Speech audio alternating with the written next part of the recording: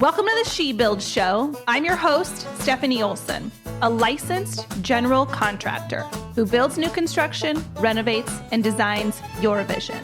Today, more than ever, we need raw, authentic women who are willing to rise above society's norms, break those glass ceilings, and encourage each other to boldly build the life we were meant to live. So, honey, what are you building? Welcome to the She Builds Show. Today, I want to talk about planning for 2022. And for some of you, that might seem scary, but it's so important, you guys. And I want to kind of just break down an easy to use system that I've been using for a very long time. And I want to help you set some goals for the new year. To me, having written goals and a plan is what moves the needle forward in my experience, both personally and professionally. In October, we sat down as a team and we started planning our business goals for 2022.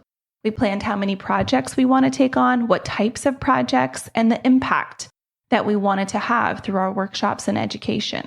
We then broke down the large goals into quarter goals that could be attained, and then broke those down even further into smaller monthly and weekly goals, and then assigned each person to that goal so that we could be accountable to them. This is how goal writing works. You have a big plan, the idea, and then you break it down into actionable and accountable steps. I think a lot of people are good at the big picture, the big idea, but then they miss the fact that it takes 1,000 tiny, consistent steps to accomplish that goal. I've been reading The Slight Edge and a lot of other books this year that allude to the concept that success is reached through consistency. It's not just eating well for a week or going to the gym once. It's the daily consistent acts that move the needle slowly but steadily. And that's not glamorous. Most people don't want to hear that. And for spontaneous people, goals and doing the same thing every day makes you want to poke your eyes out. But I know that there is another side to that feeling. I know that if you committed to something and you were completely gung-ho about it and then you quit, then you feel bad about it. And then the cycle repeats it over and over. You're super excited. You start, you slip, you fail. You start, you slip, you fail. And I think I've learned two things from experience this pattern, this cycle myself. One, having a daily goal system that you look off and check daily is imperative to success. And number two, accountability. Let me break these down for you. I do both of these things in both my business and personal life, and I teach my employees to practice these in their personal and professional lives as well.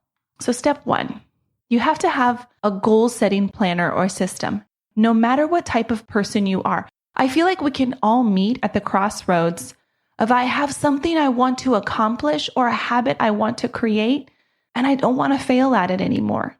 If you're the type of person that's spontaneous and free-flowing, or you're super tasky, I think we all have things that we want to do and we want to accomplish.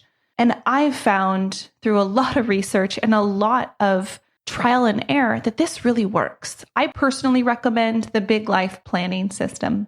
You can download it. I'll put the link in the show notes, but you can download it on your iPad or you can print it out.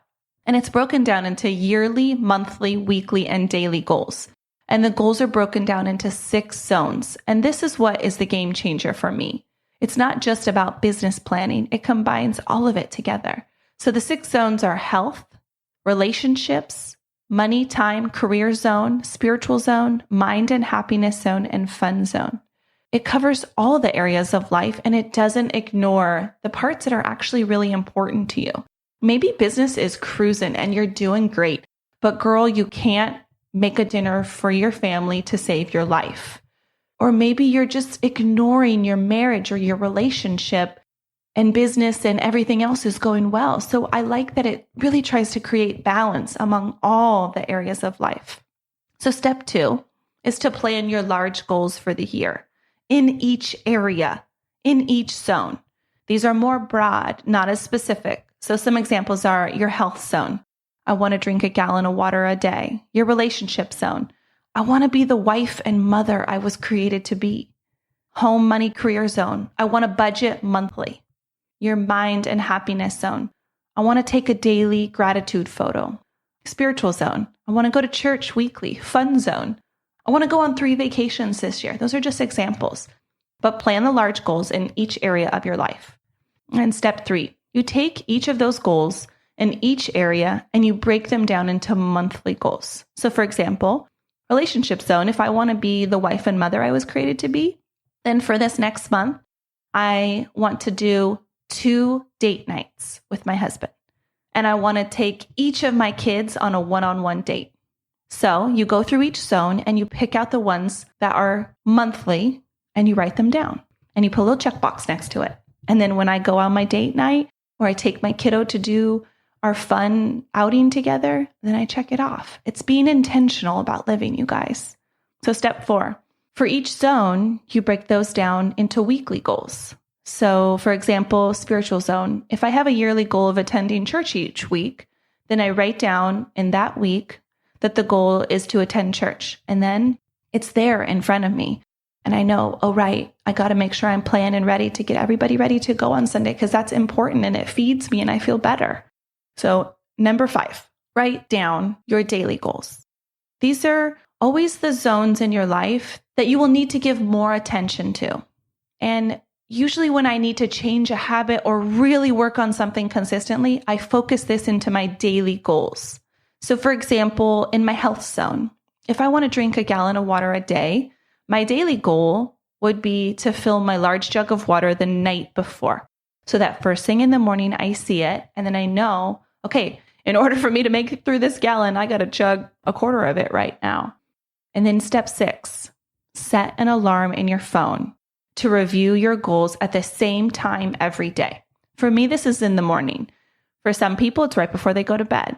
As you sit down for that period of time, you open up your planner, your journal, and as you achieve those weekly and monthly goals, you check them off and you also recognize when you're slipping. Or it also reminds me, oh, right, I said I was going to do that this month and I only have a week left. I need to schedule that time with my spouse.